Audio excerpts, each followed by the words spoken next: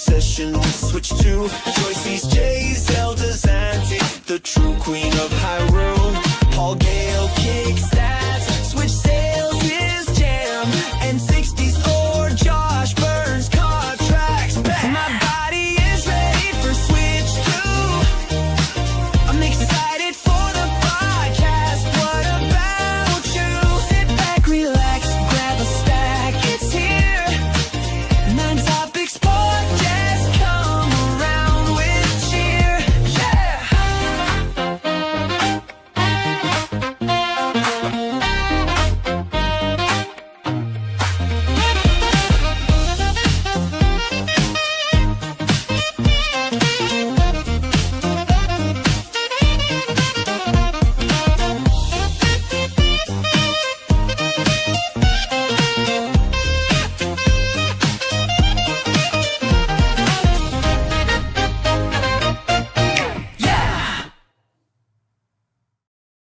Welcome to the Nintopics Podcast. Welcome, guys. It is Friday, and it's time.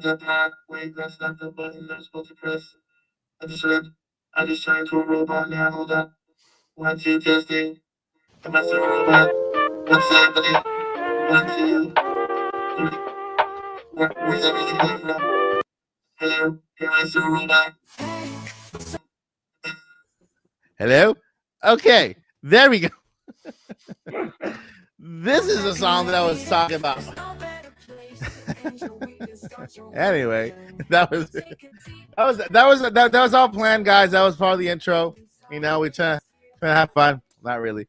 Welcome everyone to the Nintopics Podcast. It is Friday. What day is it? I forgot the date. It's September 19th. What the heck? September 19th already. Feels like we just started September, and now we're about to end September in just 2 weeks, heading into October. What the heck is going on, Paul and Josh? Who's in charge of this calendar and just kind of pushing it forward so fast? Crazy, right? It's wild. It is. I mean, I think we're under 100 days till Christmas. I'm telling you, is it? Wait, we're ready already? I have to start my 100-day stream for Christmas because we're doing. Are we doing 100 day? Did I miss that? I didn't count it. I didn't check it, but that's what I saw. I'll ask Meta later. Anyway, guys, we have a great show for you guys today. Joyce CJ, the queen, as you can see, her absence is really well evident because she's part of this family. She'll be in a little bit. She got out of work late, but she'll be here, guys. Don't worry. Don't fret. You see, like people are just going nuts because Joyce is not here. That's how much she's loved.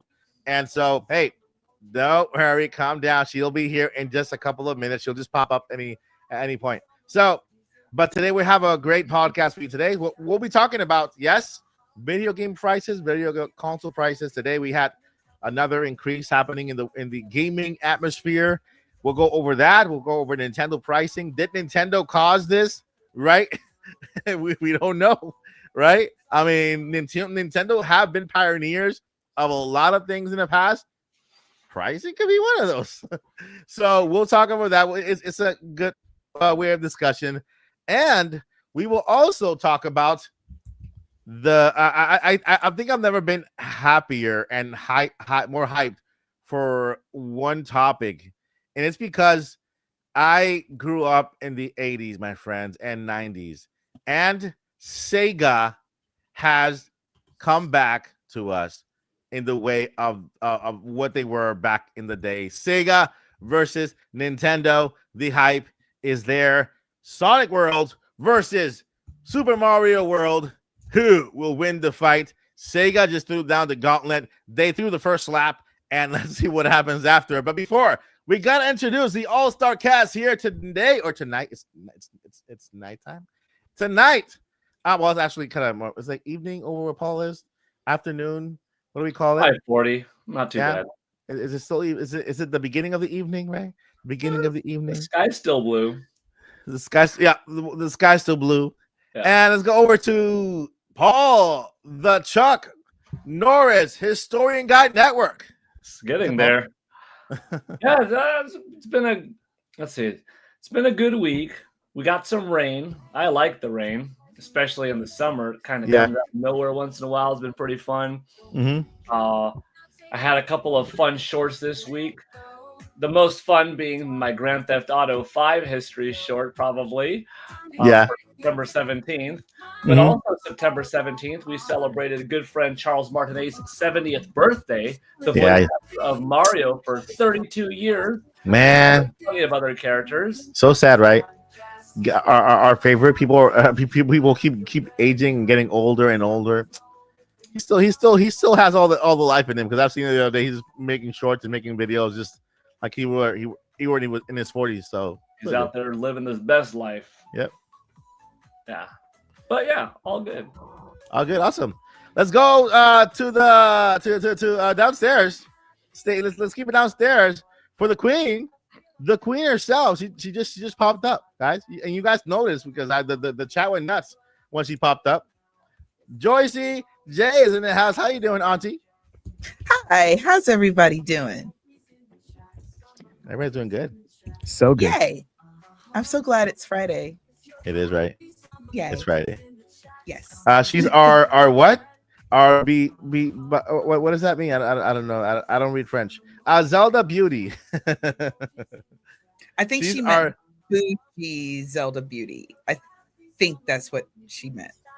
It looks French. Boomini. I read in Boomini because she's an honorary podcast co-host. So you know anything Boomini says, we hear. Bourgeoisie. But I'm not French. I don't know. No, but that's okay. She meant Too bougie. fancy. Too fancy. And I am a little bougie about certain things. What is bougie? What's the Bougie? definition? Like you're a little too diva for certain things. Okay, like when I went camping a few weeks ago. Yeah. My buddy, my little buddy, who is way more active and loves to be outside than me, and she was like, "This is glamping," and I'm like, "This is not glamping." I'm like, "Where's the hotel? Where's the valet service? This is not glamping." It's like, Joyce, we're in a tent. It's like, Joyce, we're in a tent. That's what makes it glamping. And I'm like, no, it doesn't. A retreat. There's a retreat in Austin that you can sleep under stars, but you're in a huge luxury pod with your own sauna, your own whirlpool, and huge king size bed. What kind of camper is it? And then the top of the ceiling, that's kind of like those hard kind of curtain like material pulls back, and you can see the stars. That's glam, and you have indoor plumbing, so that's glamping. So see, I'm a little bougie, so that's my version of camping. Okay. Roughing it is in a tent in 100-degree weather, and I mean, I learned something today. I was today years old when I found out what that means. All right, thank you, Jersey. And also we're going up to the racer himself, the man who won't stop for a second, 100 miles an hour, and 64. Josh, what's up, Josh? That's me. So glad to be here. Another week in the books. Lots of fun stuff to talk about. Mario Kart's got a little competition, right? Little rivalry going on, little competition. Exciting. So we'll see how that goes. Yeah. And you guys know me. I'm just this random dude, random guy, just sitting in his nerdy room here. Oh my gosh, Mike. With my little friend, Kirby taking all the attention, and Planty's a good friend. Planty doesn't say much, but super supportive. Planty's just there for more support, And we have a great podcast for you guys today. We're talking about Nintendo Switch pricing, but before we go over the pricing, we have to talk about another thing this past week, which came up, and I was like, wow, this is awesome. I mean, I went over it a little bit during our live stream yesterday, I think it was. I don't remember. It was yesterday. Sorry guys, I couldn't live stream today because I was in the doctor today, There's a lot of stuff going on behind the scenes, and they took about 12 pints of blood, and I was like, I couldn't breathe. I mean, I couldn't see. I was dizzy because of all that blood, and then I misread the paper, and I fasted. So they took out 12 pints of blood while I was fasting, and don't do that. Don't ever do that. It's not great to do. But you want to hear let's something go. funny? Yeah, go ahead. Real quick. Uh-huh. When your blood cells are turning over too fast, they like to give you a phlebotomy, which is where they take the blood away. And so when you are overproducing, if you don't eat and get all that blood drawn, absolutely nothing happens. Ask me how I know. How you know? It's still eat before you go. I'm just saying these are things I can get away with. Don't do that. Well, I'm a guy. I'm a baby. Men are babies. Oh, and ay Dios mío. So and so when I got you right. Yeah, when I saw the lady, she was very nice, by the way. I didn't even feel a thing with that little needle thing. Crazy. I didn't feel a thing. So when you don't feel a thing is when you know the person is really good at it. But I saw her taking tubes out. I'm like, 1, 2, 3. I'm like, what the heck am I? Are we having a blood transfusion somewhere? What am I? 12 donating? 12 pints. I'm like, that's not. I don't have unlimited. This kept coming, and I was like, man, it's just crazy. It was just. Hey, real quick, at my oncologist office, they know me so well now that they know I try to run. So everyone in there knows, okay, just talk to her about Zelda. You guys, this is a true story. Just talk to her about Zelda and she'll at least be still. That's hilarious. I need to see that. It's like, hi, they call me by my full name and I'm like, hi guys. And they're like, so is there a new Zelda coming out? And they're trying to wrap me down and everything. And I have my arm out and I'm just like, oh yeah, Zelda. Yeah, there's a Hyrule Warriors. I was like, Zelda. Like, wait a minute. What do you guys? All right, let's get over. Let's go over the rapid fire quick here. I just wanted to point this out because I think this is really cool information that came over the weekend. It's in Paul's atmosphere here. We're going to talk about some numbers real quickly here. I'm very proud of these numbers here, and so we got the sales. This is only in Japan, by the way. Japan. I looked for the numbers for the United States, but I couldn't find any or anywhere else. But I'm sure they'll pop up somewhere, Famitsu or whatever. But at least for Japan, these numbers look very, very good. This week, Mario Kart World was number 1 with 38,000 copies, adding to the 1,007,100 copies they already sold, 700,000. Borderlands 4 just came out this week, right, and already sold 13,000 copies in Japan, which is crazy.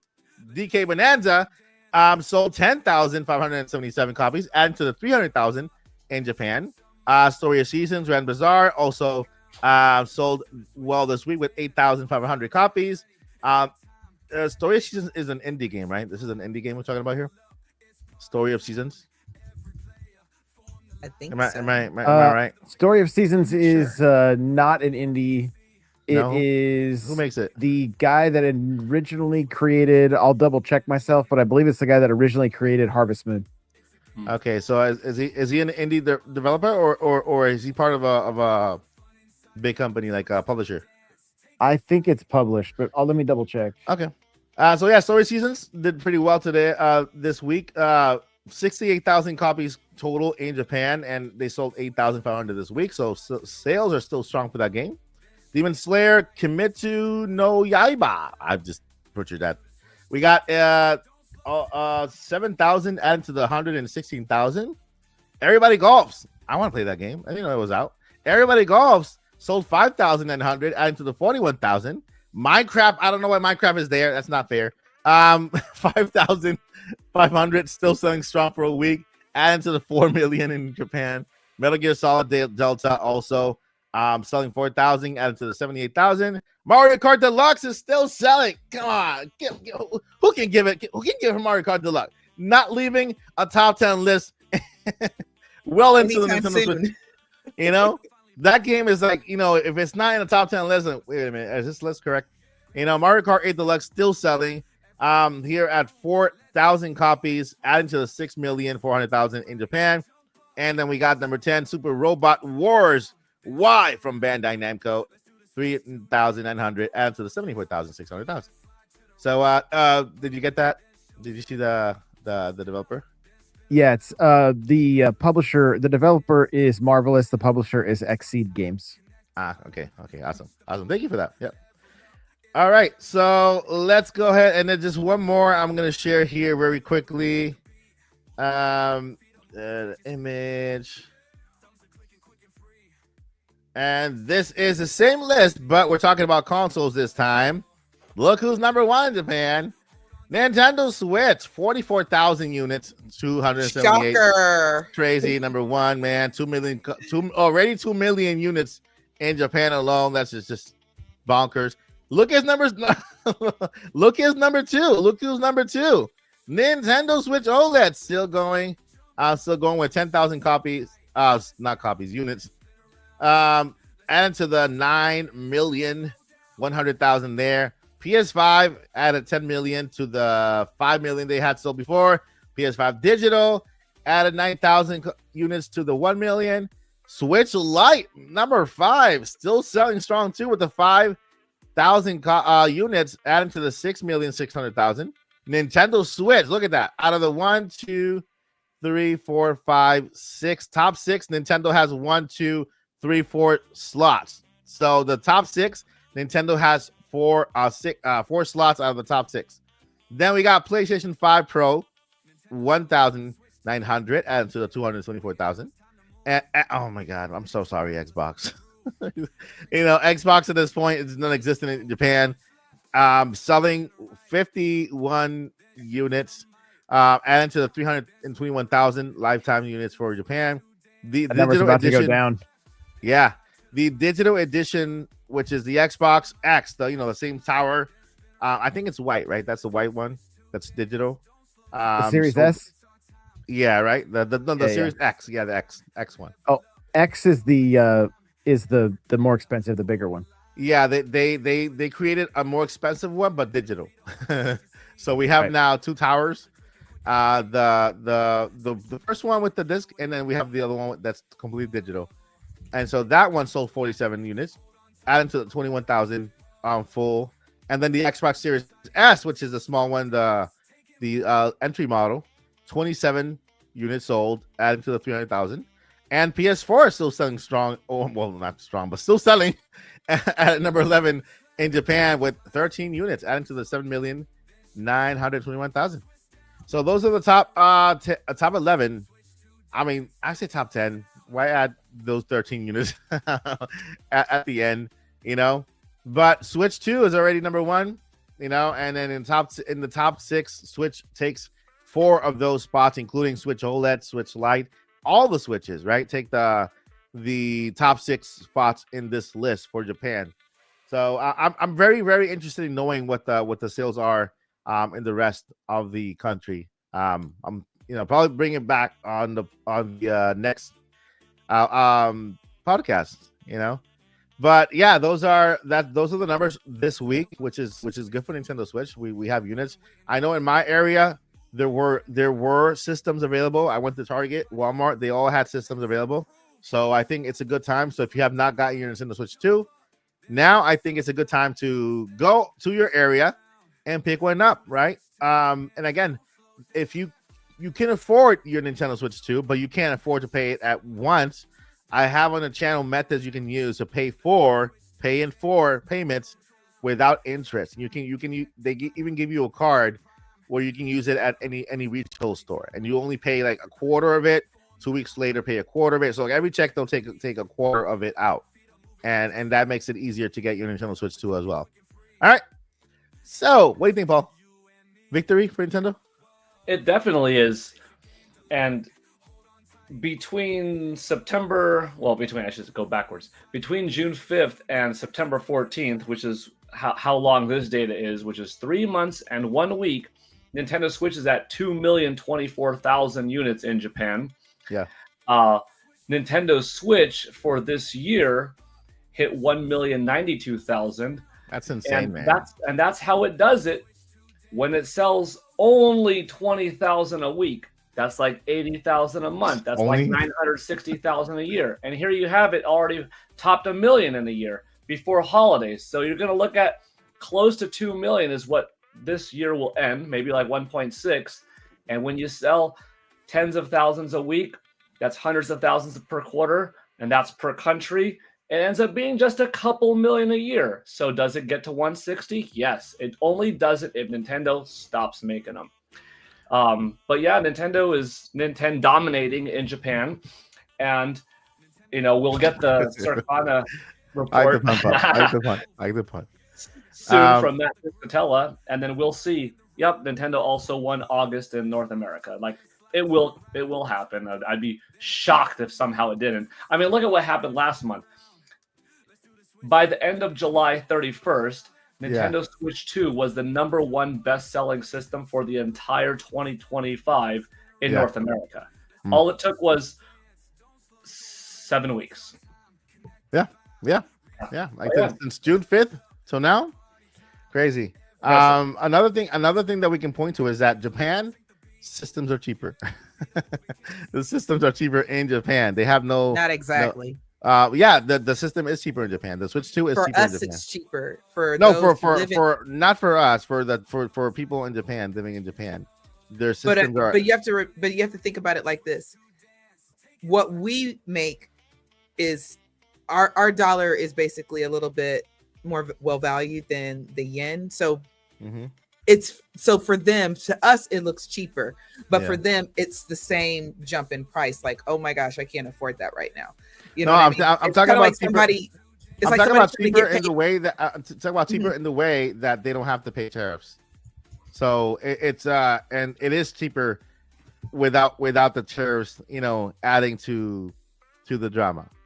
So what I'm saying is that people are just traveling to Japan, buying Switches, and just bringing them back. Although you can't, because a region locked one too. Yeah, they're region. They're not dumb. They're like, this is region locked. This is for our people only. And so, but yeah, those are the numbers, guys, and that's maybe an indication of what's happening around too. So we'll find out once those numbers are available. Speaking of numbers, we're talking about numbers. In this first topic of the podcast, we're gonna go over it. We're not going to spend too much time on this topic because it's not that pleasant, but we need to talk about it because it's out there, right? Our second topic is more fun. Nintendo, which is SEGA, just duking it out like in the 80s and 90s, and it was just so much fun, and we'll get to that. But SEGA does what Nintendo don't. Yeah, I mean, that's funny. I want that T-shirt. So we have, let's go ahead. The quick recap: video game prices are climbing fast in 2025, with big titles now costing $80 or more. Why? Making games is pricier, of course. We have the $200 million budgets on games, right? It's crazy. 200 million budgets on video games, right? It's like now they cost so much to make, especially with these big budget titles for like Call of Duty. I can't even imagine how much that costs to make. Of course, inflation makes everything costlier as well, and of course the tariffs on tech parts and aren't helping. Nintendo's recent direct got fans a little upset. I defend Nintendo in this pricing, but I understand how a lot of people they don't see this pricing being good, and I'm talking about Mario Galaxy 1 and 2. For $40 each and then $70 together. So you kind of save $10 if you buy them as a pack. We got Donkey Kong Bonanza, of course, with a $20 add-on for the DLC. And Pokemon gets DLC at $45 extra without even being released yet. Without a release date yet. Xbox isn't innocent, raising console prices again. So I think the new pricing for I have it here. Let me go ahead and get that link here. The new pricing for Xbox. Again, this is a Nintendo podcast, but we're talking about Xbox prices too, because I think this is kind of goes across, all areas, and it affects everyone the same, because one thing happens and then it becomes something that the other one mimics, and it creates this little wavy thingy. So Xbox did raise their prices again today. And I want to shout out Spawnwave for sharing this little image here on X, where I got this image from. And I'm going to share it now. Sharing my screen. And here we go. And let me know if you guys can see that. Is that clear enough? Or do I need to make it closer like this? Closer? Maybe zoom it a little bit. Yeah. Yeah. Zoom. Is that good? There you go. More. That's a little better. Okay. So I can't. you can't see it? Yeah. How about now? I just believe y'all. How about now? I just believe. Yeah, How I about can that? see it a little bit better. How about Yeah, now? there we go. Now it's Yeah. visible. Oh, that's good. Okay. Yeah. Hey, I'm the king of blindness. I got accessibility features. What the heck is happening here? Is that my mic? Something happened to my mic. I should not. I think you scared it. Now we can't hear you. Testing. You're back. Okay. All right. So I was saying accessibility, and my mic broke at the moment. Okay.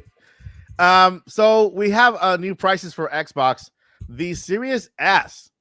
Okay, Series S at 512 gigabytes is now $400, up from $379. Yeah, it's a $20 price increase. The Xbox 1 terabyte Series S is $449. It looks like the Switch now, right? It's like the Switch, Nintendo Switch 2. $449. Previously, it's $429. So I could tell you guys, since the Nintendo Switch is kind of almost comparably powerful to the Series S, right? Of course, with the 4K capability, ray tracing, all that stuff, AR. Then I think they wanted to match those prices, $449.99 for the Series S, making a statement that Nintendo and Nintendo and Xbox are competing in that one. Xbox Series X digital is now $600, $699 from $549. The Xbox Series X, this is what the digital, the regular one, $649, $599 from $599. And the Xbox Series X 2 terabyte Galaxy Black Special Edition is now $800, $729 previously. So the prices are going up there. They're going up there. I don't know how to, to me personally, I think it's just the way the world is going, right? Prices are increasing while wages are not. And a lot of people out there are feeling some people, I'm not gonna say everybody's feeling it, but some people are. There's actually a poll right now. So you go ahead and answer a poll. That poll's been there throughout the entire podcast. So there's a poll in the chat over on YouTube that says, let's go ahead and read it. It says, how are you feeling about the video game and system price hikes? I can afford it. I can't afford it right now. I can barely afford it. Right now it's tied 33, 33, and 33. So we'll go back to that at the end of this topic. But yeah, price increasing. The price increase is happening across the board. Video games are getting more expensive. I think it's because people are feeling because it's happening so sudden.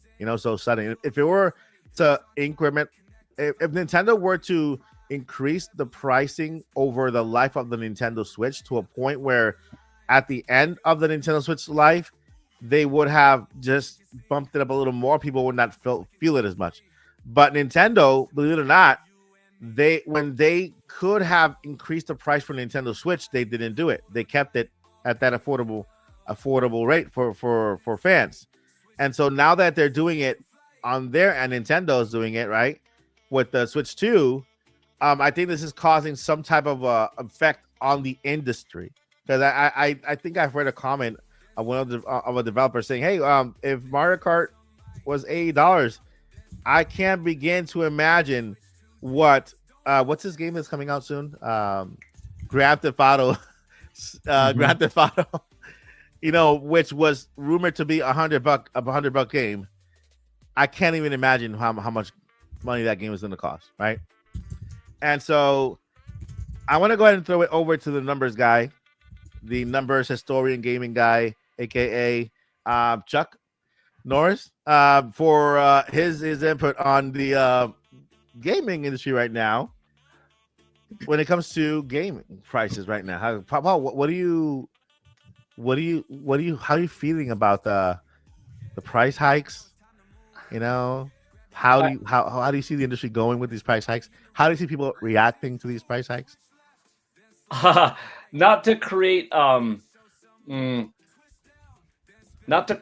a sense of like fan warring, console warring, but the one positive is PlayStation 5 prices going up to $550, $500, $750. Xbox prices going up to $380, $430, $550, $600, $730 for all their SKUs. I know where you're going. It does good for Nintendo because it makes it the lower one.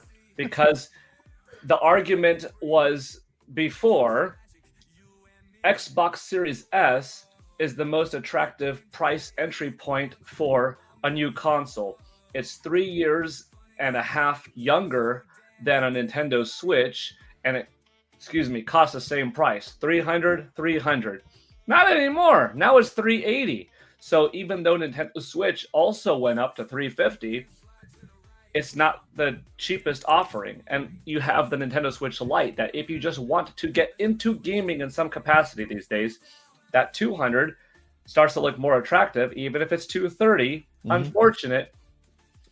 But now Nintendo's back to a nice level where they have the most affordable option by a long shot, because $230 is quite a far way away from $380.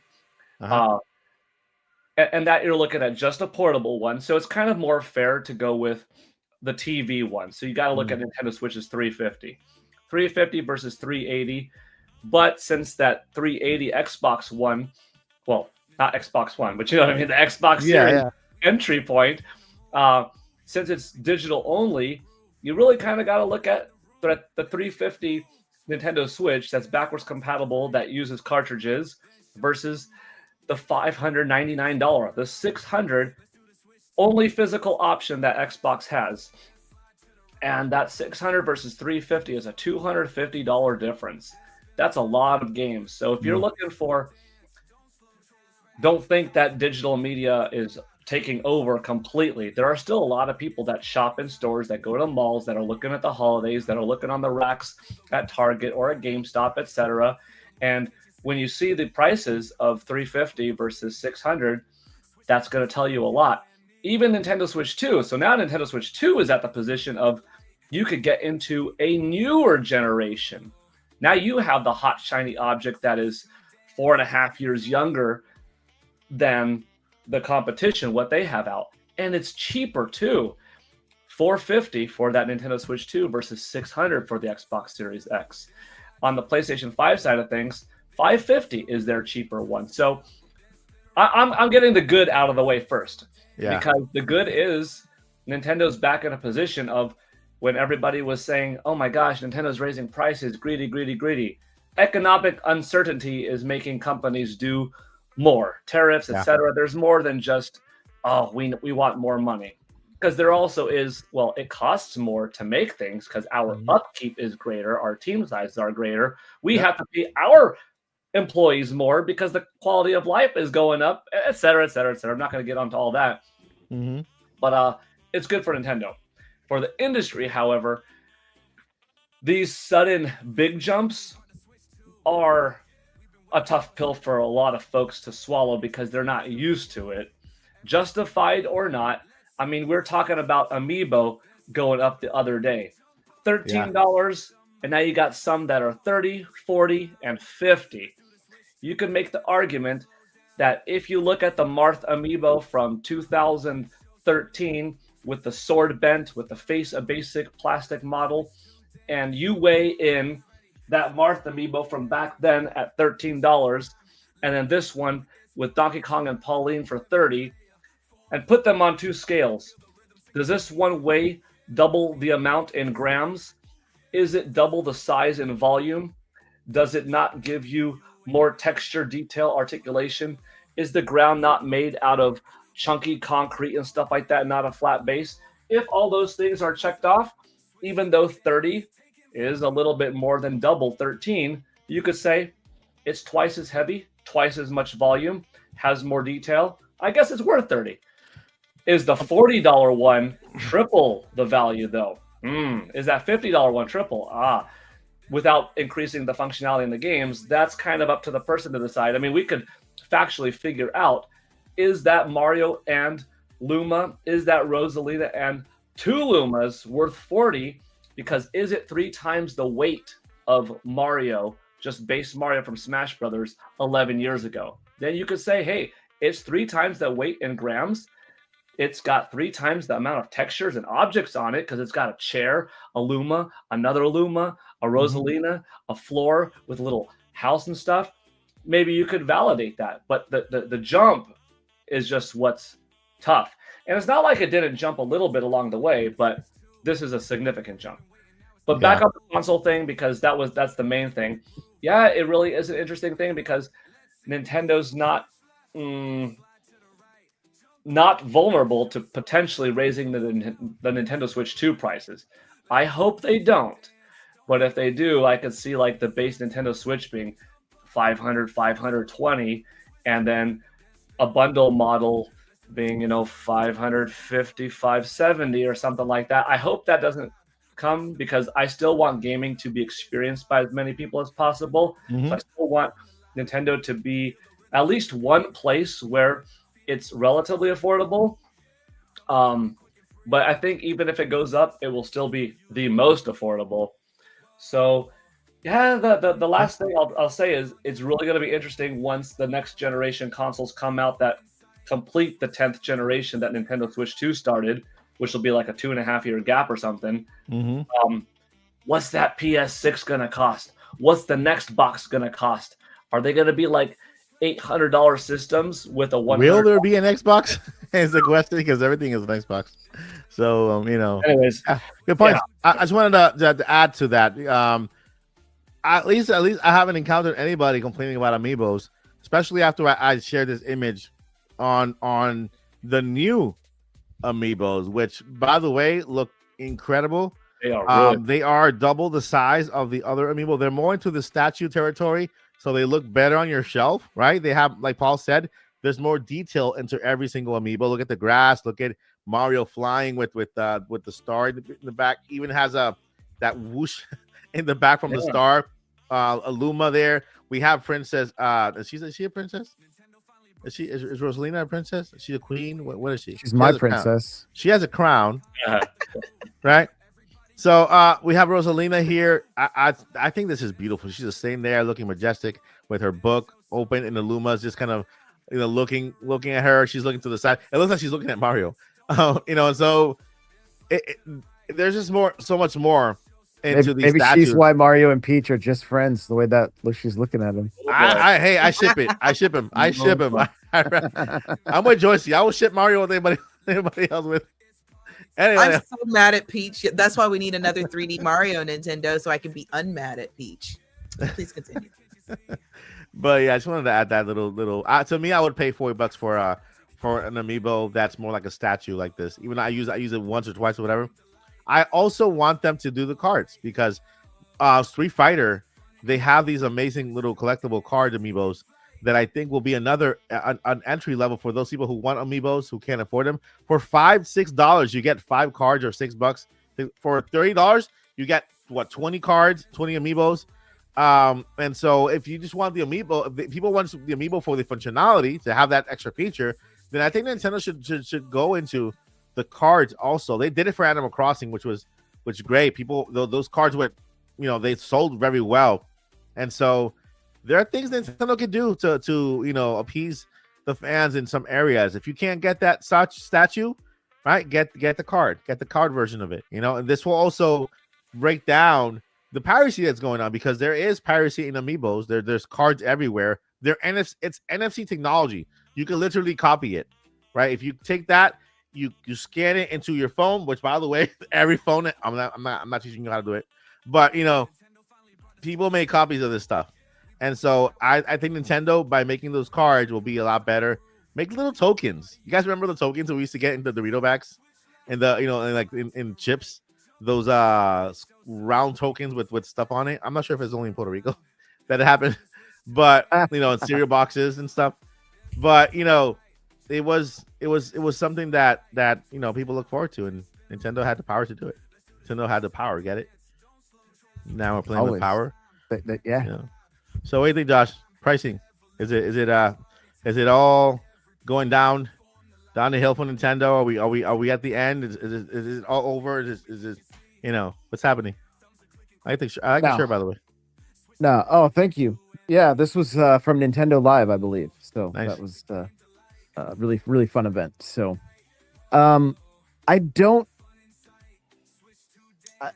pricing is one of those things that's like, I'm not going to tell anybody how to spend their money. You know what I mean? Like, just do like, if you think something is overpriced, vote with your wallet and don't get it. Like, if you want it, then make it happen. Like, that's, at the end of the day, that's just how it works. This is business. People don't like to hear that. They want to oftentimes just view it as art, and it's the the fun behind gaming and all that kind of stuff. But money is what makes it move. Without it, it doesn't exist. Like, it just doesn't. And I like, as far as like two Galaxy games, it's not the $20 Wii game that you could get on Wii U. Mm-hmm. It's a 4K version of the game. The remaster. It's not even an HD port. It's a remaster of both of them. That I can play with this. I don't have to. The other thing is, to set up a Wii right now, you have to buy an HDMI adapter. You have to, or have a Wii U, have all the accessories to be like, and if you have that, you can go play it, right? Like, so, have at it, have fun. But what I keep going back to with this is, it's very, they are very dialed in with the movie and these games.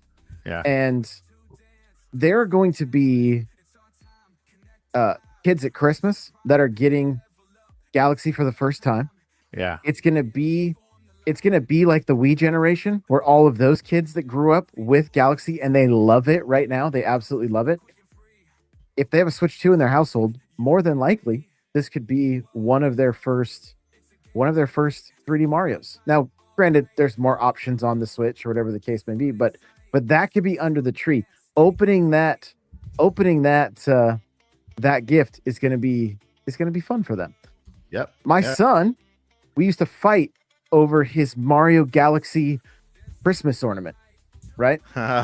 so like, I know that younger generation loves those games. And yeah, to me, the extra, $15, because I'll get it bundled, like, per game, not like, it's just the price of gaming. Gaming is a luxury. It's not a necessity. And and I know we talked a lot about Xbox, and like, my TV, not every TV has this, but there are more and more. I have an Xbox app that I signed into my Gamer Pass, or my Game Pass, and literally just took my controller out to one of my controllers out there. I don't even have to have an Xbox. I can literally go through my library and play all those games via cloud for $25 a month. Right. So there are some means to being able to game without even needing consoles. And so, do I love it?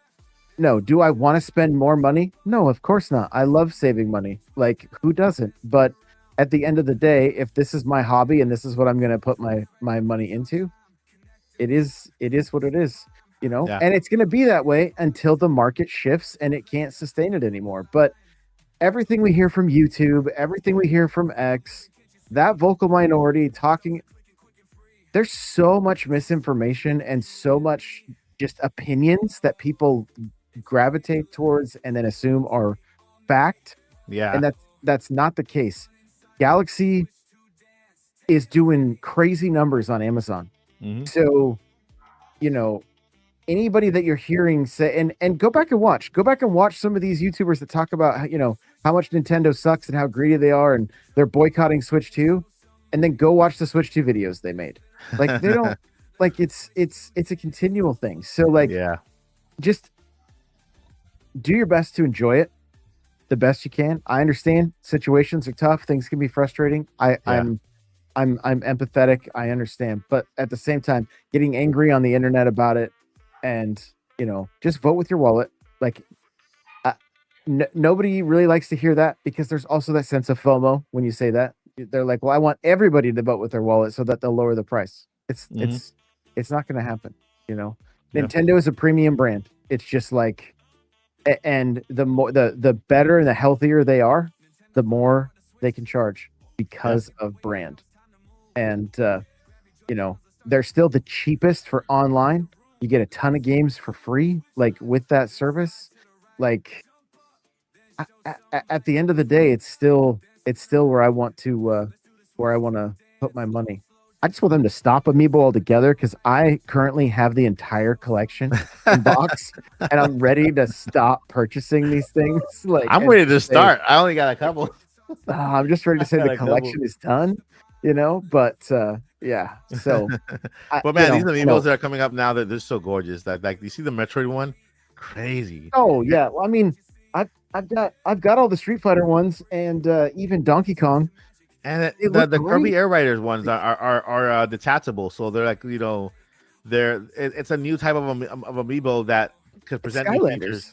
Yeah, like Skylanders, yeah. So that's pretty cool. Joycey, there you go. Where's that shade? I hope y'all will bear with me, because I want to get the chat in on this. I'm kind of tired of this entire conversation, and it's very easy to say either buy it or don't. Yeah. Budget for it or don't. But I want to hear a different perspective. Yeah. Because the question I haven't asked is the chat is trolling. They're trolling the poll. But guys, no, seriously, please bear with me. Give me a few minutes, because I want chat to answer me. This is the question I want to know. Mm-hmm. Why isn't it the Switch 2 or even the games? Why not talking about Nintendo's business practices, not talking about, I hate Shigeru Miyamoto, or I love him. He's not even making games anymore. Whatever the case may be. For you as a gamer, why aren't the games worth it, and why isn't the Switch 2 worth it? Why shouldn't it be the price? Now, I don't want to say worth it. Why shouldn't it be the price that it is? And Chad, I really, really, really would like for you to drop some comments, some answers, what you feel about that. While I still kind of ramble a little bit. So when I think about, somebody mentioned the new iPhone. Yeah. All of us middle-aged / old heads over here, we remember when the OG iPhone came out. It was groundbreaking. We hadn't seen anything really that crazy. And then there were more innovations, and technology got better and better and better. And then what happened? Apple eventually hit a ceiling. Okay. There's plenty of people I know that do all of their business and school and all the things on their phone. And that is great for them. And I'm happy these things exist. But honestly, they keep getting more expensive. And we've kind of built a world where it's designed to revolve around your phone. And so now we're all kind of locked in to, even if you don't upgrade every single time Apple, throw something out there, eventually you're going to have to upgrade, and eventually you're going to be paying that $2,000 mark or something of that nature. Yeah. It's the way the whole system is designed. I low-key feel like that's a scam. Personally, that's just how I feel. I know there's business models. I have not studied Apple's business model. Mike can probably speak way more to that than I can. But as a consumer, that's what I feel. Yeah. If you want to talk about greed, let's talk about insurance. And I'm an insurance agent. We passed laws. Not we, I wasn't there, but laws have been passed to force people to get insurance. Or every time you want to go to a doctor, your doctor, you got to pay a copay, and then they got to refer you to a specialist, and then the specialist want a copay, and then they want to, poke and prod at you and tell you nothing's wrong, send you home, and then your condition gets worse, and then it turns into something else entirely, and now you're at the oncologist's office every week getting half your blood pumped out of you. I'm just saying. Like me today, like much blood. And that kind of feels like a scam. Insurance kind of feels like a scam as well, because then after you've been paying in for about 5, 6, 7 years with no incidents, you finally have something happen, and then what do they want to do after they pay your claim? They want to raise your rates as if to punish you. I feel a way about that. So there's a lot of discussion about greed and scams and that sort of thing. So I want people to understand Nintendo can't set up a law that says everyone must be a gamer. No, that's not how this works, because it's not a need. Nintendo can't, we really aren't yet in a world, maybe in Ready Player One, but we're not there yet where the entire world has to revolve around gaming. We're still a very, very niche part of entertainment. So I want to understand genuinely, I'm not being shady. That's why I don't have the shade fan out right now. I genuinely want to understand why these games aren't worth it. Because I know several months ago, I said, oh, there should never be $100 game ever. I'm going to retract that statement, because I can make a defense for Grand Theft Auto 6 being $100 standard. I can make a very good argument for that. And even higher for special editions and all the fun things that they're gonna do. So I really would like to know from the chat, and if you don't have an answer now, if you want to wait for our Q&A section, if you think of something better, please feel free. But I really want to understand why the games and the system aren't worth the price that they are. And I want people to understand Nintendo is not out to get you. Yeah. Your taxes, though. Yeah. I'll leave it at that. Certain of these other things that are, that we're bound to, you got to pay the mortgage got to be paid every single month, and whatever your APR is, your interest rate is. Yeah, if it's over 3%, it's too much. So there's all these other different things going on. So I want people to really think about that question, and please get back to me, because I really want to understand why it's okay for certain, for games on PS and Xbox to cost more, or cost $70, and it's not okay for Nintendo. We only have one $80 game so far, and that's Mario Kart World. And I truly believe they are still going to throw some massive updates. There's just too much space in that game, and Nintendo usually likes to fill up space. So I really am interested in chat's response. So far, I love what Alisala said. I know this is unorthodox. We wait for the end, but I really want to engage with you guys, because you'll be honest with me. I love what Alisala said. She said, I think the Switch 2 is reasonably priced. However, I do feel Mario Kart World shouldn't be $80 unless they add free DLC. Thank you, Alisala. But why isn't it the way it is worth $80? That's what I want to understand. And I understand that for Mario Kart, because it's a different type of game and everything.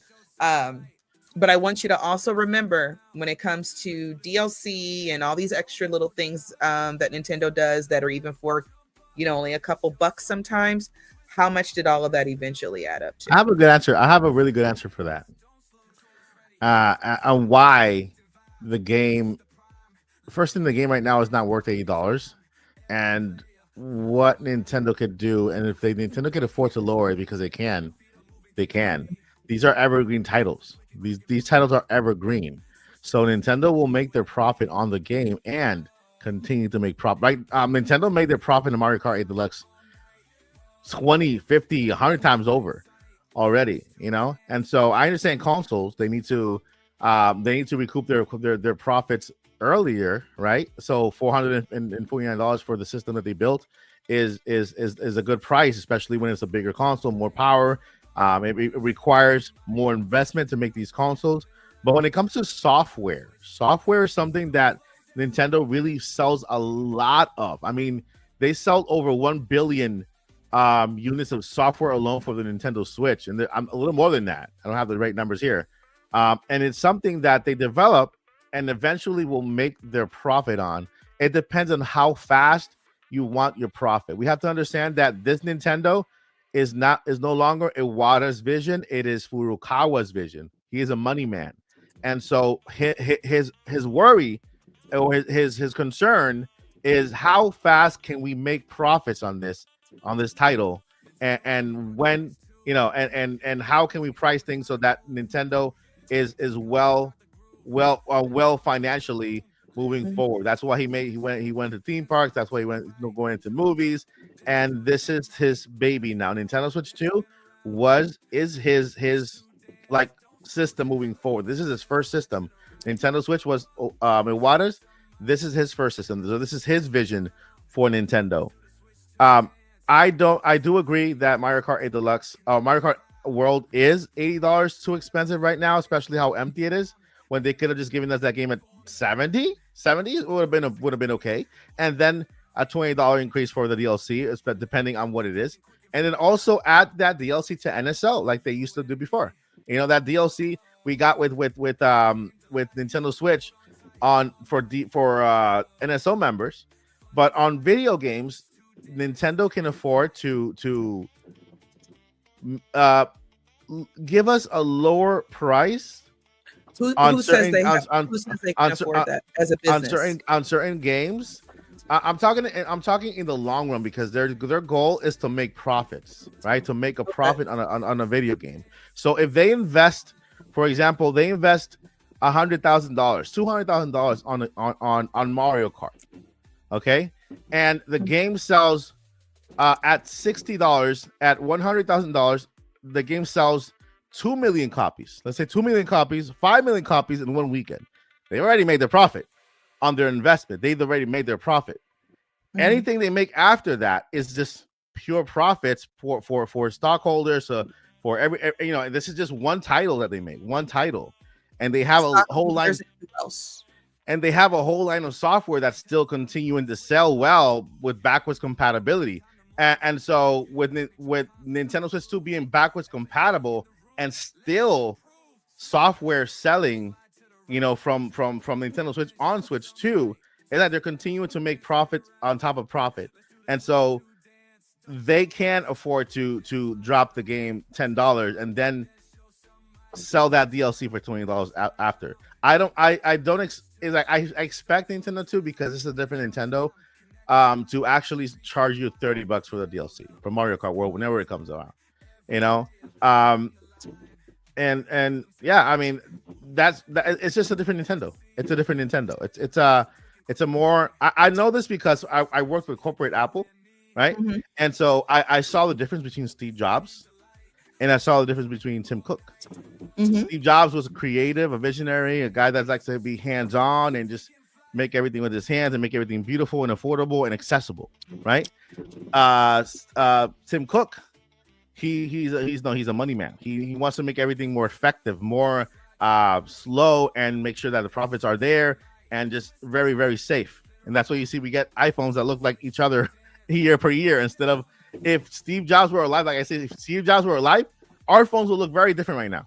We'll probably have just a glass like a VR, like something futuristic, like something, because the guy's a visionary, you know. And so it's just it's not on a company, because then let's not like really try to cover the sky with one finger. Nintendo can afford. They have the Nintendo Switch. You know, the Nintendo Switch is success on top of that, with all those games on top of that, 1 billion units of software continuing to sell every single day. They can afford to create a game that is at least at a good entry level. And I'm not talking about, hey, sell us a game at $10, $20, $30, even $50. I'm saying, yeah, if you're gonna create a new entry point, okay, that's $70. It's only $10 more. $70, right? Mm-hmm. Donkey Kong Bonanza, I agree, it costs $70. That game is fantastic. It costs more to make it, you know, and still they have to make their profit on that game. It just depends on how long they want to make how long they want to take to make their profit. That kind of relies upon how they price their titles, how they price. Because when you look at a regular game, and I'm talking about in a span of 5 years, the normal says this game starts at $50. They reach a certain point and you see the game drops in price. Why does it drop in price? because they made their profits. They can afford to drop the price now. They've already got the returns. Sort of. You know, and yeah, and I'm talking to you because this is what developers told me.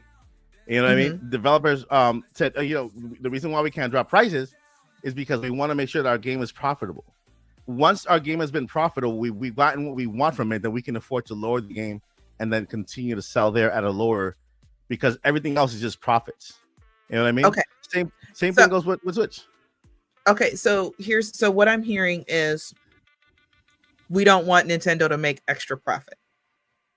I mean, they're making profit. We do want them to be successful. They can be successful, but they're making extra, because after they sell so many of a game, then they've made their money back, right? So why do they keep the price the same instead of saying, okay, we made our money? You know, what was it? Splatoon 3 sold 10 million in one weekend. It didn't move much after that, but 10 million in one weekend. They made all their money back.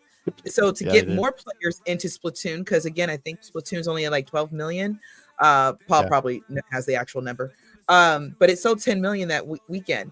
So they probably made their money back. They could have dropped the price like that following Monday, like, hey, we made our money back. You know, we want to get more Splatoon players. We want to get to 20 million. So now that we're going to drop the price, we're going to bring more people in. But here's the thing. Nintendo doesn't believe that their games are worth less than the price that they market them at. It would have to be like a really, really, really, really bad situation for them to start putting their games on discount again. So I guess what my point is that I feel a lot when I see a lot of conversation about this. Nintendo only makes AA games. None of their games should be above 60. Yes, that was a real comment I read. Double A games? Yeah, AA games. Wow. Because you can't see a freckle on the back of someone's neck. You know, they're not hyper realistic graphics and everything. Art style is art style, whether it's hyper realistic or it's cartoony or cell shaded or whatever. It's all up to, you know, the developer. So what I'm saying is I look at it like a luxury bag. I understand a game might cost, let's say, roughly $50 to make. Pay all the employees, get them the bonuses, and yes, we got to take care of the shareholders as well. And then the extra $20 is off profit. I'm just making up numbers here. Yeah, that's a good thing. And what I'm saying, it's not good for us, okay? But I'm saying from a business perspective, that's kind of where you want to be. And you also, and when I would bring up the luxury bag thing, bags, y'all know I have a Louis Vuitton problem. I know too. I've cut all the way back. I haven't bought a new purse in 6 months. And I'm not going to buy another one for another few years. So, but why do I buy Louis Vuitton? Sure, I can go to Walmart and get a $30 bag, $20 bag. I can use the grocery bags, you know, just to put your stuff in. But what I want is something that's quality, that's not broken, I'm not going to have to replace so easily. My luxury bags, I don't have that problem. And because you're bougie. And also because I'm bougie. Yes, exactly, my dear. Exactly. And also because I'm bougie. So, but also it's the quality. I'm not just out here just buying expensive stuff for the fun of it. You know, stuff is expensive. So, but you don't want things when you talk about things like that you don't need, you want quality. We don't get busted games from Nintendo where they're broken out of the gate. You know, the fact that roughly about 35 to 40 games were announced in this last direct, this ain't the Wii U, y'all. Which is great because that means that the games are coming. We're going to constantly get heaps of games. So for me, I've made an investment into my Switch 2. So all I'm saying is when we talk about price, again, Nintendo understands that we don't need them. We can make our own fun. We can go outside. We don't need them. So I believe that they are truly pricing what they can to be successful and to be profitable. It's not just about shareholders. It's not just about employees. It's not just about paying the bills and everything. It's also, hey, you know, Nintendo's never going to come out and say, we love you, you're the best fans. But the devs tell us every single time in every single game how much they love us. So blood, sweat, and tear went into that art, and art does have a higher price. Doesn't mean we gotta like it though. It really doesn't. So yeah, that's all I got to say about that. yeah. I still think a Mario Kart 8 World right now is too expensive for what it offers. I'll have a higher. Hey, who did that? So sorry, guys. I hit the button. I'm so sorry. Mike, put it back. I don't want to touch anything else. Wait. Everybody left now. Hold on. Oh crap. Okay. Sorry, guys. I will say this. I do think Mario Kart World should have already had DLC drop. That should have been in the Nintendo Direct. If I was a betting woman, I would have lost money on that. Yeah. And I do think we should get now. They're probably going to give us a paid DLC. So let's just set aside about $25 for that. That's on the high side. But if it was me and I was running Nintendo, I would say drop a huge DLC that's free, and then they won't feel so bad when we charge them for the next one, because that could both be profit as well as, paying for the actual DLC itself, DLCs themselves. That's my opinion. Let's see here. I'm not rambling, unless you want to talk about Zelda. No, we're good. We're good. I think we won't. You don't want to talk about Zelda? Well, not today. Today we have a short topic. This is gonna be. We took a little longer on this topic, so we'll make the next one shorter. But it's still a fun topic because, in a lighter note, right, from video games being too expensive, because I understand they are for others, not for us content creators, gamers who are used to video games all the time. We allocate money to, but for other people who really love games, but they have other responsibilities and other things, maybe it's getting a little bit out of their reach. Let me go ahead and get over the before we go to the next topic. We got the poll at 34 votes. I can afford video games, 35%. We have I can't afford right now, 29%, and I can barely afford it, 35%. So I can afford and barely afford it are tied at 35%, and 29% can't afford video games right now. Which I'm sorry, but that is the poll that matters the most over my own personal opinion and everything.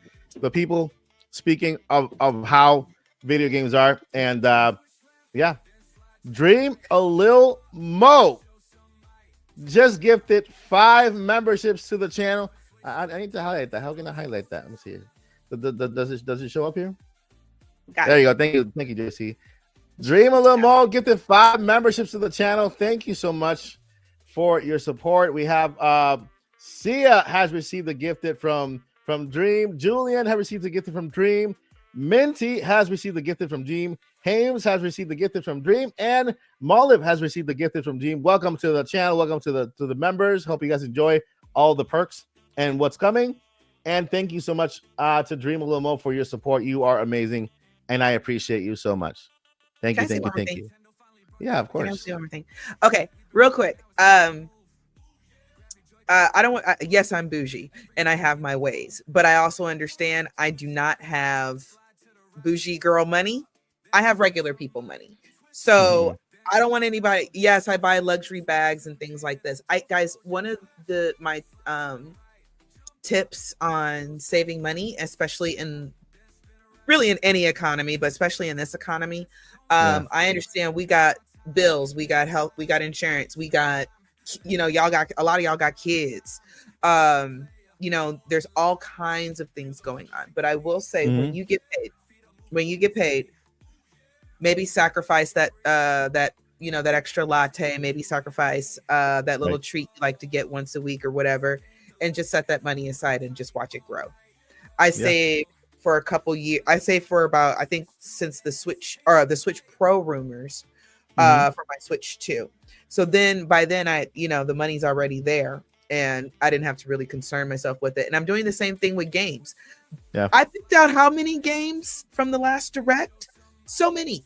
But what is on my radar that I know I'm going to play on the same day? Hyrule Warriors, and I'm going to play Octopath Traveler the day they come out. So those get priority. So everything else, just kind of save it and put it on the side. And I hope that helps somebody. Right. Nice. Yeah. And of course, I'm gonna have I got some videos I'm working on how to make gaming affordable, including ways on how to pay for Nintendo Switch for those who can. Because there's always ways to get into the world of gaming, just like you save for a cruise, right? For a year, then you can also save money for a system, and then like Joshi said, put that money aside and then enjoy it later on. So, but yeah. Okay, all I right, gotta so be shady. I gotta be shady real quick, Mike. Mike, let me just be shady real quick. Jay, you should not be eating McDonald's. I just want to tell him something real quick. You should not be eating McDonald's double cheeseburger every single day. No, Jay. who did that? Also, Who did that? I'm gonna give some hope to the people real quick. Mario Kart 8's first DLC came out 6 months after the game came out on Wii U. Its second DLC came out 8 months after that. Mario Kart 8 Deluxe's first DLC came out 4 years and 11 months in. So That's crazy. we're only That's 3 months into Mario Kart World. We're only. But I think Mario Mario Kart 8 Deluxe had already a lot more. It than already Mario had Kart a World. lot. Yeah. But it just goes to show they had ambition for more. So if you go back to the Wii U one, it took 6 months and then another 8. So I think if we get DLC at the 6 month to a year mark for Mario Kart World, that falls along the line of, that 6 month to 1 year, 2 month mark, which is how long it took Mario Kart 8 to have all of it. You know what I mean? That's it. Yeah, makes sense. What Paul is saying is just wait for Mario Kart World Deluxe and it'll be amazing.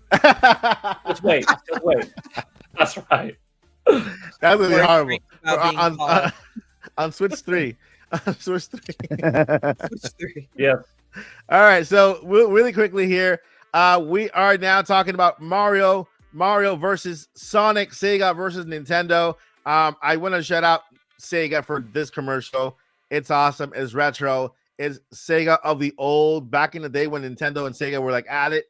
So far, Nintendo has not thrown any shade back, but Sega threw the first punch, and I love it. I hope Nintendo, at least, in a fun way, responds to this, although I don't think they will because, it's different. But this commercial is throwing a lot of shade at Nintendo, and it's just hilarious here. Let's go here. Recap. The kart racing scene is electric with Mario Kart World and that $80, dunking it out against Sonic Racing Crossworlds, which is a multi-platform at $60, out September 25th. The demo is out now, by the way. I just downloaded it.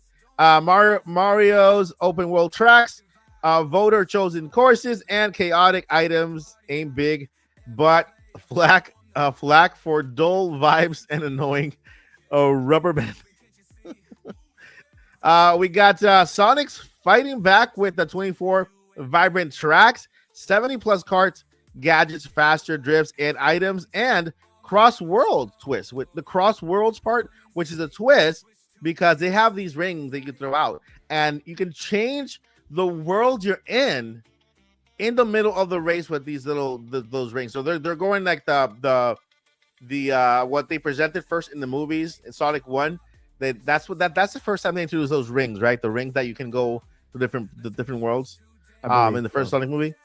24 vibrant tracks, the 15 wild alternate tracks pick up the race and leader. Dodging Mario Kart's catch-up woes, Sega leaning into nostalgia hard, dropping a Sassy X post and a video. You guys saw the Sassy X post from Sega? It's hilarious.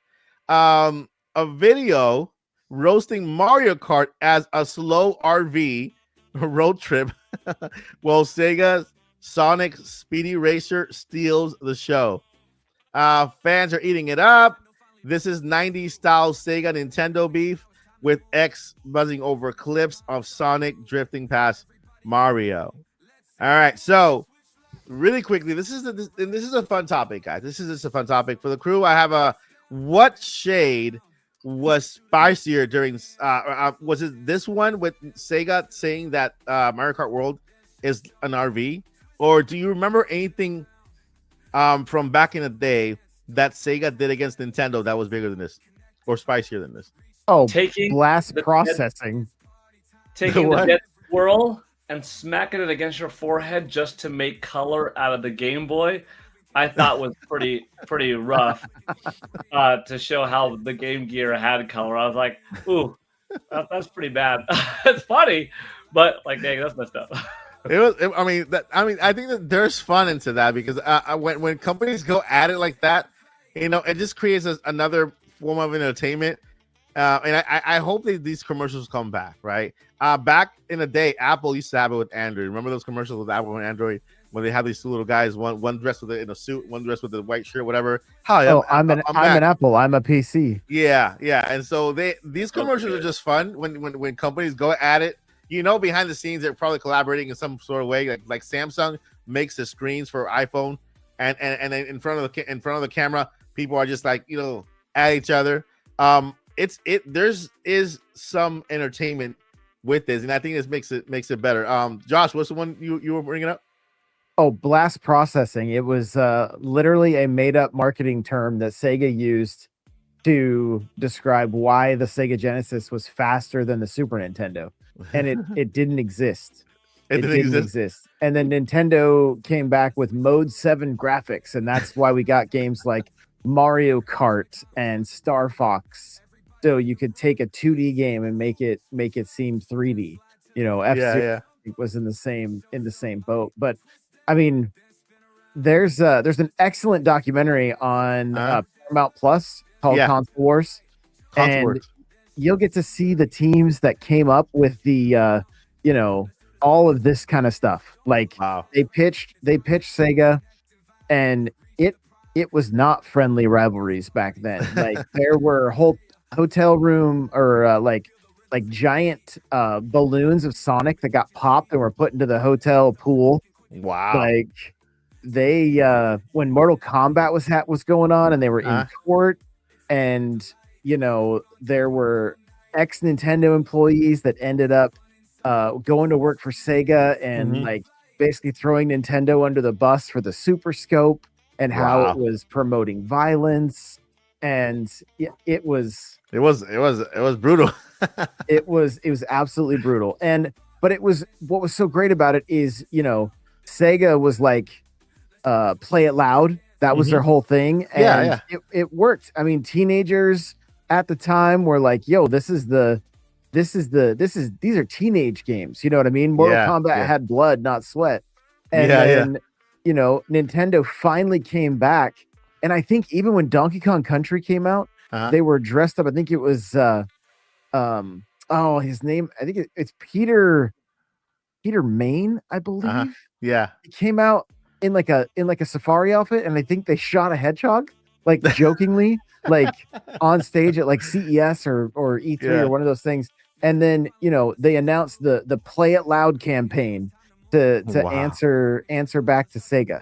And so then you started seeing Play It Loud at the end of Super Nintendo commercials. So super, super fun time. This, definitely. And the RV thing, that was Mario World running so slow on the back of Yoshi, and then Sonic just flying by because of blast processing. Like it's such a scam, but it's just hilarious to look back on. So I love that they're doing this kind of stuff. Yeah. That was I think that was shade that this generation is not used to. Not used to right now. Let's see here. I have I got a video here with some commercials from the 80s with Sega versus NES versus Sega. Let me go ahead and share my screen real quick here. Paul, do you remember any other commercials from your childhood from Sega versus Nintendo? I mean, I remember off the top, the whole motorhome one, that one sticks out. And then, like I said, the squirrel one beating the head sticks out. I remember some magazine print ads like, this is the stack of games that Sega has, and this is the stack of games that Super Nintendo has, and like not accurate stuff, but yeah, I remember that stuff. I know what Josh is talking about regarding the Safari one. I remember this is a little bit later on, but Nintendo would send out promotional videos of games via VHS to their Nintendo Power subscribers, and they're like, there's this classic one that I love. I used to watch it every day, multiple times a day. Something it's like 9 minutes and 12 seconds long for Star Fox 64, and it was like Sega and Sony cronies invading Nintendo's offices in Redmond, Washington, to get the dibs on Star Fox 64, and it was a fun, big old fun sketch. Can you play this on Sega and Saturn? Nope, only on Nintendo 64. Well, what about PlayStation? Can you play this game on that system? Nope, only on Nintendo 64. Well, what did Peter tell you? Star Fox 64 is only one of the cool games coming out. What? You mean there's more? Yup, check this out. And then there was this Zelda 64, GoldenEye 007, Yoshi's Story, like this whole cool thing. Anyway, like, yeah, that era, it was fun. I was like, wow, Nintendo is not saying other guys. They are in their own video saying Sega Saturn and Sony PlayStation and making fun. And then later on, Sony did in the PS3 era have a little bit of that. Remember Jay Butler, who was an actor. His name wasn't Jay Butler, but his character was Jay Butler. And he had he was like the businessman at PlayStation. And they had like some jabs at the competition. And then later on, Sony actually wasn't the happiest when he did a commercial, and that commercial happened to be for another company that was supporting Nintendo. Is like, and then they had no more Jay Butler commercials. But yeah, well, that fun rivalry is pretty fun. With that being said, fun talk, good conversation. I'll leave the stream on, but I likely won't come back. But I hope y'all have a good time and continue talking. I'll probably be listening in support and stuff. All right, Paul. Have a good one, buddy. Take it easy. Good night, Have a good Paul. one. And Joyce, care. you are from. All right, Paul. Joyce, you're from the. You're from our era, of course. Do you remember any commercials that stood out to you? I have no idea what you're talking about. I was born in 2005. In the year 2005, do you remember any commercial? Any commercials from the from our era that you remember from Nintendo versus Sega? I feel like because I was just so into my Nintendo. My cousins had the Sega, and I very secretly looked down upon them. No, not really. Robbie Seth, I love you. But it just didn't grab me the way, and I think that's because I had a Nintendo. I had Zelda, so nothing. The only thing that could distract me from Zelda was a good book. Okay, that was like the only thing. There was no in between. But I feel like I remember a commercial where it was a Sega commercial, and they were literally throwing the SNES in like this dusty old like box or something, like and then the Sega comes out and lands on top of it, like squashing it. I feel like I remember that. But I now that this is happening now, I kind of want Nintendo to respond. Yeah. Do y'all remember a few years ago when McDonald's and Dairy Queen, they went viral for having a sign war? Oh yeah. Yeah. So McDonald's put on their sign, "Hey Dairy Queen, want to have a sign war?" And then Dairy Queen changes their sign, and they're like, "Well, we would, but we're making ice cream over here." And they went back and forth with their signs. It's really cute. I'm like, I kind of want that. I kind of want Nintendo to be like, "Hey Sega, where's your console?" Oh, that's right. That might be a little too on the nose. Yeah, too much. That would be too much. I don't know. I think it'll be cool if Nintendo responds with a DLC adding something to to Mario Kart World, because that's where they hit, right? Mario Kart versus Sonic racing. So me, Mario Kart has always been a little shady. Yeah. I agree. Let's see here. We have I think it would be pretty funny if they responded with a like, would you guys like to put any more of your failed consoles on our NSO app? Oh my god, that'd be too deep. I think Nintendo does, because Sega can't. No, don't do that. Don't do that, Nintendo. Yeah. Don't do that. Yeah. I think the type of shade that Sega through at Nintendo was good. It's good because between two racing games, right? Don't go console, don't go harsh, so don't hit deep. Just keep it light and fun, and you know. Speaking of Mario Kart and Sonic Racing, pick a racer. Yoshi, pick what if you had to pick one racer from both games? Who's your racer? Real quick, I just I want Nintendo to say something along the lines of no bullying us, so we'll put Sonic in our Mario Kart World game. I mean, that's good for Sonic. Smash. I think about Smash and how literally everybody is in that. Every character ever is in that game. Oh yeah. That's what I We'll think keep about. Sonic out of Smash. Well, only because Link is not in Mario Kart World. Rectify that, Nintendo. Yeah, right. Yeah. Seriously, I like Toadette. I think she's so Toadette. adorable. Yeah, she's adorable. Yes. What do you think, Josh? Out of both between- games, pick a racer. Okay. Out of both games? Both games. So yeah. pick one from each game. No, pick one total. Like, who's your racer? If you want to pick a racer, if we had Mario Kart World and Sonic Worlds combined, who would be your racer? Mario. Mario? Of course. I'm always Mario. Like, there's never Post Mario the most. I I'll go with. I never stopped playing Mario. Yeah. I'll go with Mario Sonic. a lot on Twitter. Mm-hmm. I'll go with Sonic either. You know, although I have every. I'll go with Sonic. I don't think Kirby's happy. I didn't choose Kirby. Probably I'll choose you next time. Okay, next time. But yeah, I'll go with Sonic on this one. And last question: if Sega and Nintendo dropped a crossover race, a crossover kart racer, that'd be cool, right? Mario Kart versus Sonic Racing.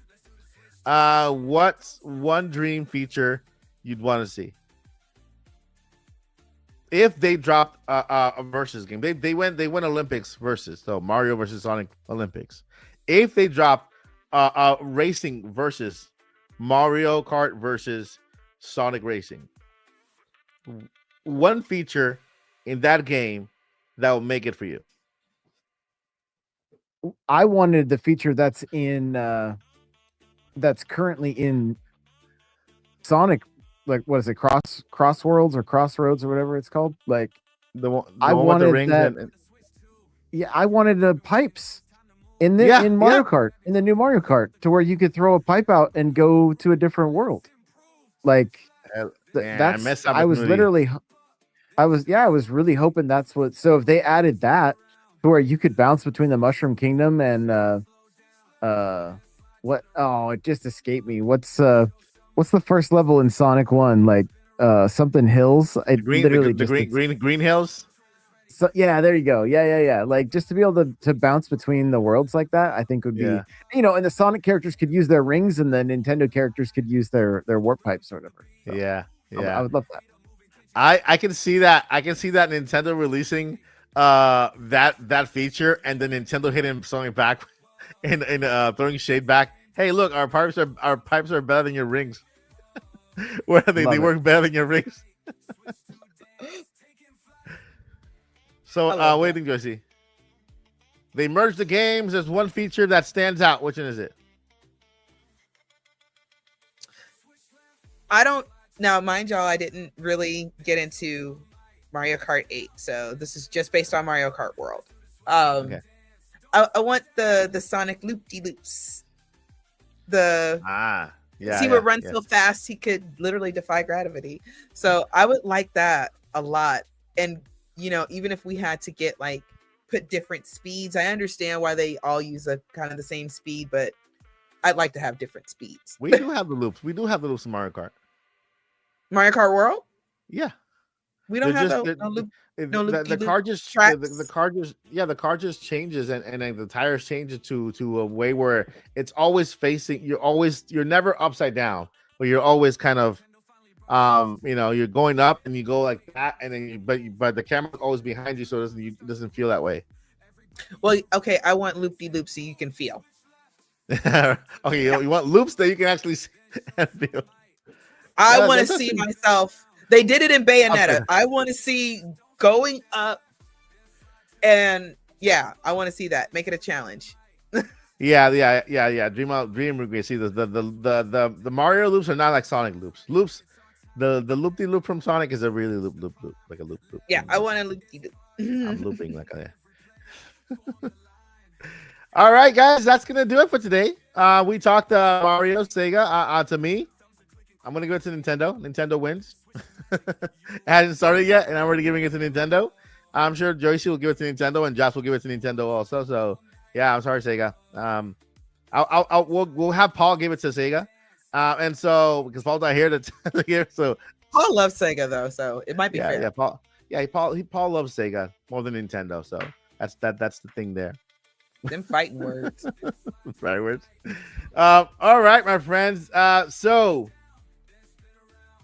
there's a war that's starting. Hopefully, it gets better, more entertaining between Sega and Nintendo. I really now hope that Nintendo does add those pipes, and they do go after Sega with them. Like, hey, my pipes are better. But I can go more places than you, or whatever, something like that. Or add maybe a speed to Nintendo, or I mean, nothing too bad, but enough shade to keep it fun and lighthearted, like Fun Sega is shade. doing. Yeah, Not mean shade. Yeah, fun shade, like the shade you use when you go to the beach and you lay under the sand, and it's like all nice and dandy. You hear the waves coming in and out.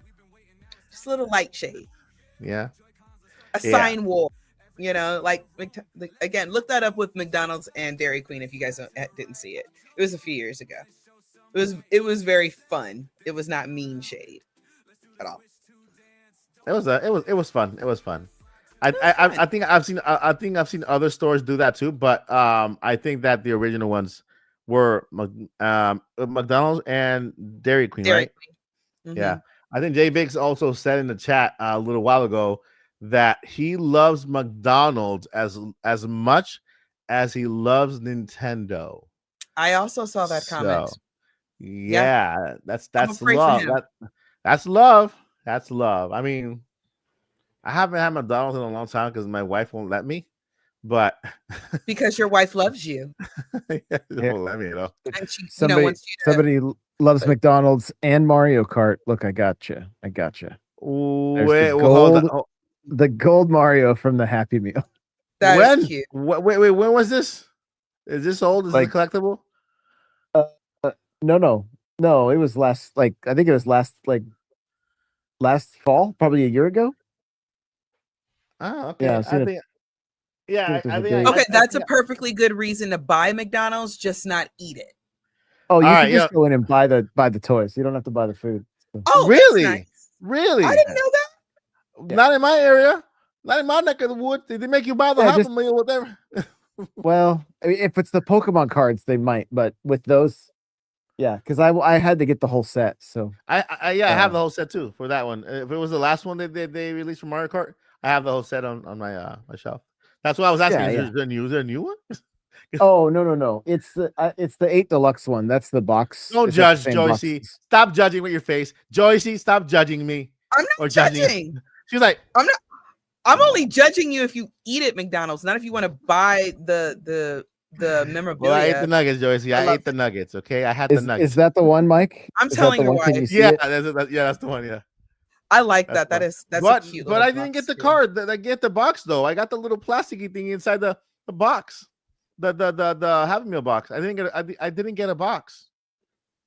Oh well, you may have the set before. This was last year. They do it every year. They do Mario Kart. Like they've done it. I don't know about every year, maybe every 2 years. Interesting. Mike's not happy. Interesting. And there is a Toadette. So Joycey, just there is a Toadette. I'm very excited to know that. I need to set an alert for McDonald's so I know when they're giving a Toadette? I'm sorry. Go ahead, Mike. Is there a Toadette amiibo? I have it. Yes, I run there somewhere. Amiibo? Okay. I think so. I don't think so. Amazon.com. We are about to. There is a Toadette amiibo. Oh, actually, there is a print 3D. I can make you one, JC. I'll make you one. No, I want an actual Toadette one. I don't want We'll the get card. you, I just want Toadette. no, like a statue. There's one, but Oh, okay. it's a 3D print. I have a 3D printer, so I can just print it. Toad has an amiibo, but I don't think Toadette does. And this Toadette, this Toadette is super adorable. Let me show you. Look at it, just window shopping, window shopping in the middle of a podcast, guys. It's fun. It's fun. We have to shop sometimes. Fun. I'm not gonna buy anything, y'all. And to be more responsible, I actually took my credit card off of Amazon. Yeah, it happens. Because it doesn't seem like so much, and then it all adds up, and you get like thousands of packages that come to your door, and it's like, oh my god, I have a problem. I have to stop. Yeah, I mean, I'll get it and I'll print it and I'll send it to you. Okay. Yeah, it's not a real it's not a real amiibo, but it's pretend amiibo. It's a pretend amiibo. All right, friends. I think that's thank you so much for spending time with us. Before we let you go, I gotta introduce a cast here because they have things going on too, and I want you guys to support them 100%. We got N64 Josh. Tell the people what you got going on. Yeah, guys, N64 Josh everywhere. As always, doing that push on YouTube. So if you want to check out, since Nintendo dropped that Nintendo 365, I've been taking the games that they announce in the app and then just coming up with some fun facts for each of those. So that's been daily on all the places, and also the Nintendo Powercast is it's coming up on its 9th season. We just did episode 520, so that's available everywhere. That is a milestone. That is a milestone. Congratulations on that milestone. That's crazy.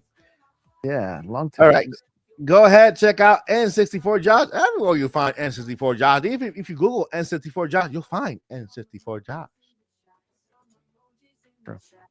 True. All right, over to the Queen. Link's favorite auntie is not Zelda's favorite auntie. It's not Link's favorite auntie. DJ Joycey J. What's up, Joycey? Tell the people where they can find you, Joycey.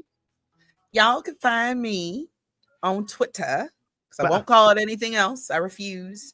I am at DJ Joycey. I don't post much, but if you at me with a Zelda fun fact, a photo, or a question, I will hit you back. All right. Thank you, Joycey. Appreciate you. Of course, you can find Paul Gale Network everywhere. You can find Paul Gale Network. Paul Gale Network is everywhere because you can find him everywhere. If you go to Disney, you probably find him there too.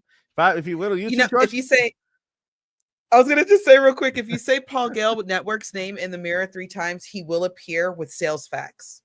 This is scary, true. Though. Go home and try it. That is scary stuff. Paul's not scary. No, I'm thinking about the other one, the man candy. Oh, not Candy Man. What? Candy Man. If it's man candy, it sounds weird. You got the wrong VHS, bro. Candy. I can't see it. Go behind a curtain to get that one. No, I did it. I wasn't allowed back there. I wasn't allowed back there. Anyway, so Mike Odyssey, you can find me here at the channel every single day. I want to announce I am having subathon, my very first one. What? I want to. Okay, guys, don't jump on that. I don't want. That was a mistake. That was a mistake. I was see, now I can't even finish my sentence. You're having your subathon? October 10th. I'm having my birthday subathon. So people say, hey, you can have a subathon for your birthday. So I'm having October 10th. October 12th is my birthday, but I'm having the 10th, which is a Saturday. Which is it a Saturday? Wait, let me go back to the. Let me go back to the calendar. 10th? I don't remember. Where's the 12? Okay, the 11th. What is the 11th? The 11th. Yeah, the 11th, Saturday. The 11th. Friday is the Nintopics podcast. That's the 10th. The October 11th will be the subathon. I don't know what a subathon is. People tell me they do a subathon. I don't know what it is. I'll find out when when I have it. But we'll have a Mario Kart tournament. We'll have Splatoon. We'll have Fall Guys. You guys are invited. Josh is invited. Joyce is invited. We can make it like a little party here. I'll have a cupcakes like shipped to your house. Really? And so yeah, I can do that. People buy time, Ooh. so every sub adds minutes. So the more subs you get, but it would be like members on YouTube. Subs, the subathon came from Twitch because a sub is a paid membership on Twitch. So every time you get a new member, it would add 3 minutes or whatever, and you just keep every time somebody. And then you can also do it with like super chats, and they can add time as well. So what? So it adds it to the stream, and the stream keeps on going and going and going and going. Yes. Interesting. We will find out how long that stream goes. All right. So that's gonna be on the 11th, one day before my birthday. Here on the channel. We'll have fun with that. What else we have going on? Yeah, we have that's I think that's the whole thing. And the thing. Oh, by the way, I'm streaming on weekdays. Still trying to figure out whether 3 o'clock already. I found out that for some people in the eastern side is too early. 5 o'clock seems to be the sweet side. I'll just go ahead and release a poll to see when you guys want me to stream. But I am streaming daily. We do daily news on the channel. And I got a couple of videos that I'm working on, including one that is releasing very soon. And I have to lower the music for this one. Releasing very soon. This one means a lot to me. I spoke to Josh before the podcast on this one. I have a device with me that has allowed me for the first time in I can say in Nintendo Switch era to view a video game in its full resolution and crisp.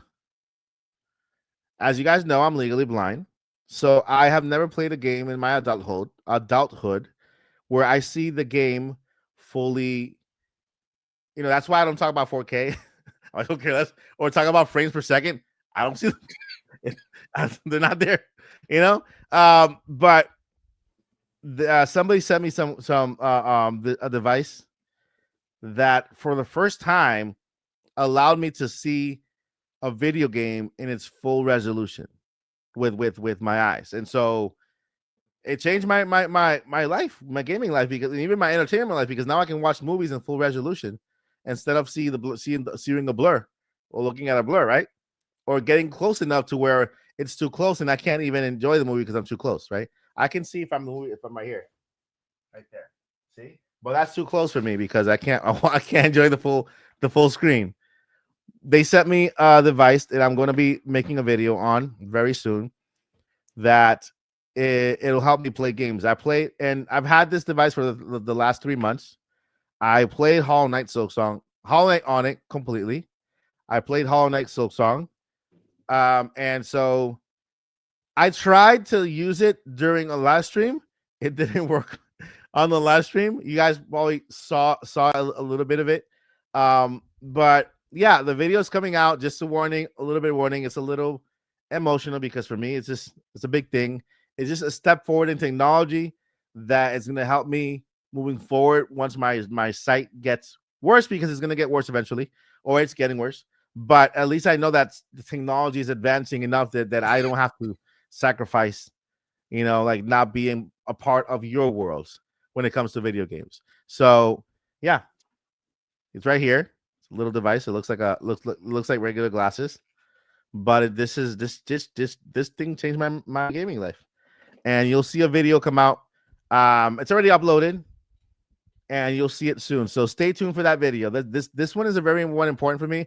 And if you guys can, once you see it, try to get to it at the first 10 minutes of the video, because that means that the video does well when people watch it during the first parts of the video. If the video takes too long to get the views, then the algorithm says, people can care less about that video, and just kind of shoves it to the side. doesn't show us. So I would ask you for your support. Once you see that video up, run to it and then let me know your thoughts. All right. Thank you, everyone, for everything. You guys are awesome. Amazing. Again, shout out to Dream a Little Mo for that 5 gifted earlier today. I appreciate you. Thank you so much. And I will see you guys in the next one. But before we let you go, listen, before we let you go, number 1, don't give up. Don't do it. Okay? Don't give up. All right? You're here today because you're stronger than you think. And no matter what you're going through, guess what? You're still stronger than what you went through or what you're going through. Keep going. You can do it. And number 2, the journey continues. We'll see you guys next time, either on N64 Josh, Joycey J, or at the Paul Gill Network, or here at the Odyssey. Never give up. Journey on. Good night, Bye, guys. guys. See ya.